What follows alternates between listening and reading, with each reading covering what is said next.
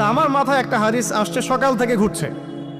সেটা হচ্ছে, দেখুন, বারা ইবনে আযিব রাদিয়াল্লাহু আনহু থেকে বর্ণিত হাদিসটা আসছে এবং হাদিসটা বিশুদ্ধ। এখান থেকে আমি মূল আলোচনা যাচ্ছি যে একদিন আনসার মানুষদের মধ্যে, আনসার কারা? আমাদের আনসার বাহিনী। আনসার কারা? যারা মুহাজির সাহাবীদেরকে আশ্রয় দিয়েছিল মদিনায়, তাদেরকে কি বলা হয়? আনসার। তাহলে শব্দটা সুন্দর না? তাহলে আমাদের বাহিনীর নামটাও সুন্দর, মাশাআল্লাহ। তো আনসার সাহাবীদের মধ্যে একজন ইন্তেকাল করেছেন, ইন্না লিল্লাহি ওয়া ইন্না ইলাইহি রাজিউন। এখন তাকে দাফন করা হচ্ছে, আর নবী সাল্লাল্লাহু আলাইহি ওয়াসাল্লাম কবরের পাশে চুপ করে বসে পড়লেন। তার বসা দেখা দেখি বাকি সাহাবীরাও তাকে ঘিরে গোল করে বসে পড়লেন। তারা বলছেন, আমরা এমনভাবে এখানে বসেছিলাম যেন আমাদের মাথার উপরে পাখি এসে বসতে পারে, চুপচাপ, কোনো নড়াচড়া নাই। দেখেন, রাসূলের সাথে বসার সুন্নত দেখেন। কোরআন এবং হাদিসের মাহফিলে বসার কিন্তু সুন্নত আছে।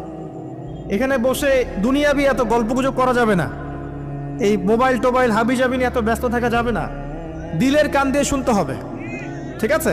আদব আছে, না হলে কথা আপনার উপর তাসির করবে না। তারা এমনভাবে বসেছিলেন যেন মাথার উপরে পাখি বসতে পারে, সুবহানাল্লাহ। এবার নবী করিম সাল্লাল্লাহু আলাইহি ওয়াসাল্লাম বলছেন যে যখন মাইয়েতকে কবরে শোয়ানো হয় তখন সে তাকে দাফন করে যাওয়া ব্যক্তিদের হাঁটার খসখস আওয়াজ শুনতে পায়।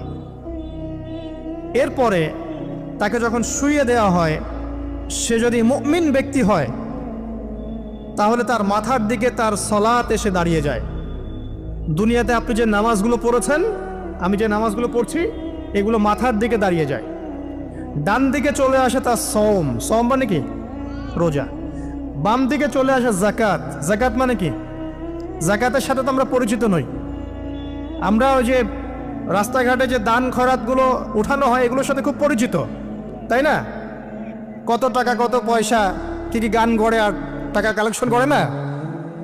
অনেক সময় দেখা যায় রাস্তায় যাচ্ছি আমরা গাড়ি নিয়ে, পারলে গাড়ির সামনে এসে হুমড়ি খেয়ে পড়বে টাকা নেওয়ার জন্য। এইভাবে টাকা কালেকশন করতে কে শিখিয়েছে ইসলামে? আর আমরা অনেক সময় ছোট ছোট বাচ্চাদেরকে দিয়ে, মাদ্রাসার ছোট ছোট বাচ্চাদেরকে দিয়ে টাকা কালেকশন করাই। এটা ঠিক না। কেন ঠিক না জানেন? ছোটবেলা থেকেই ওর ব্যক্তিত্ব নষ্ট হচ্ছে। এই হাতটা উত্তম না এই হাতটা উত্তম? উপরের হাত উত্তম, নিচের হাত উত্তম? তো ছোটবেলা থেকে সে নিচের হাতে অভ্যস্ত হচ্ছে। দেখেন, এত টাকা পয়সা কালেকশন করে আমাকে আর একটা স্বতন্ত্র মসজিদ করতেই হবে জরুরি? খুবই জরুরি ছিল। মানুষের কাছে হাত চেয়ে, হাত পেতে রাস্তাঘাটে এরকম করে গাড়ি থামিয়ে, তারপরে কি বলবো, সুর করে গান গেয়ে এত টাকা পয়সা কালেকশন করতেই হবে? মসজিদটা আমাকে টাইলস ফিটিং করতেই হবে? এসি মসজিদ করতেই হবে? আমরা এমনও মসজিদ রংপুরে দেখেছি 10 বছরেও টাকা কালেকশন শেষ হয় নাই। 10 বছর ধরে কালেকশন হচ্ছে। আমি ছোটবেলা থেকে দেখছি কালেকশন হচ্ছে। কি বুঝলেন? তো এগুলো আমাদের ব্যক্তিত্ব নষ্ট করে। মুসলিমরা উপরের হাতের মালিক। সারা বিশ্ব আমরা একসময় চালিয়েছি। এই পশ্চিমা সভ্যতা আমাদেরকে কি শিখায়? সারা বিশ্ব আমরা চালিয়েছি। এই আপনার উমাইয়া খেলাফতের সময়ও কর্ডোভায় আব্দুর রহমানের যে শাসন ছিল, কর্ডোভা, স্পেন, পর্তুগাল, এই পুরো জায়গাগুলো পশ্চিমা বিশ্বের, এগুলো মুসলিমরা শাসন করেছে প্রায় 500-600 বছর। ইতিহাস তো আমরা জানিও না, পড়িও না, ভুলে গেছে। ইতিহাস পড়তে হয়। হিস্ট্রি ঘাটলে দেখবেন রাসূল সাল্লাল্লাহু আলাইহি ওয়াসাল্লামের 23 বছরের নববী যুগ, স্বর্ণযুগ, তারপর আবু বকর সিদ্দিকের খেলাফত, তারপর উমর ইবনুল খাত্তাবের খেলাফত। আবু বকর সিদ্দিকের 2 বছর বা 2.5 বছর, উমর রাদিয়াল্লাহু আনহুর প্রায় 10 বছর, তারপর উসমান রাদিয়াল্লাহু আনহুর 12 বছর, আলী রাদিয়াল্লাহু আনহুর প্রায় 2-2.5 বছর, তারপরে হাসান রাদিয়াল্লাহু আনহু 6 মাস। এরপরে উমাইয়া খেলাফত শুরু হলো মুয়াবিয়া রাদিয়াল্লাহু আনহুর হাতে, প্রায় 20 বছর। উমাইয়ারা শাসন করেছে প্রায় 90 থেকে 100 বছর। তারপর জাব নদীর যুদ্ধে উমাইয়া আব্বাসী ওরা একে অপরের সাথে যুদ্ধ করেছে, করে উমাইয়ারা পরাজিত হয়ে আব্বাসীয়রা ক্ষমতায় গিয়েছে। ক্ষমতায় গিয়ে তারা প্রায় শাসন করেছে প্রায় 550 বছর। এদিকে উমাইয়াদের মধ্যে যারা পরাজিত হয়েছে ওরা ওরা চলে গিয়ে কর্ডোভা আন্দালুসিয়া ওইদিকে খেলাফত কায়েম করেছে। তারপরে আবার এদিকে ফাতেমি খেলাফত ছিল, উসমানীয় খেলাফত ছিল, তারপরে মিশরে তুলুনি একটা রাজবংশ ছিল, আমাদের সাবকন্টিনেন্টে মোগলরা ছিল, সারা বিশ্বে আমরাই ছিলাম। ইতিহাস তো ভুলে গেছে। তা আমরা সবসময় উপরের হাত ছিলাম, উপরের হাত আমরা দিতাম দিতাম, মানুষ নিত। আর এখন কি হয়েছে? আমরা এখানে আমরা চাই, মানুষ দেয়।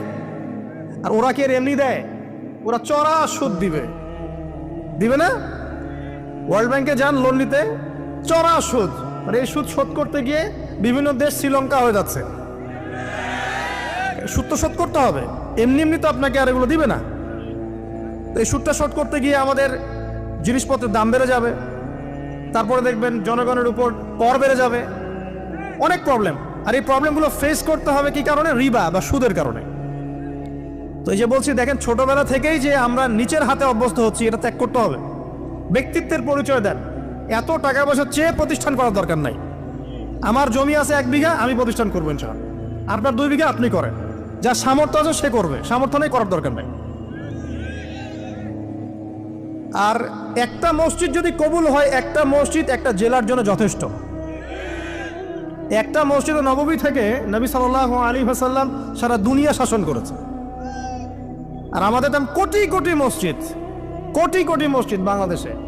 এই যুগের কথাও নবীজি বলেছেন, যে যুগে মসজিদগুলো চাকচিক্যময় হবে, মসজিদগুলো কি হবে?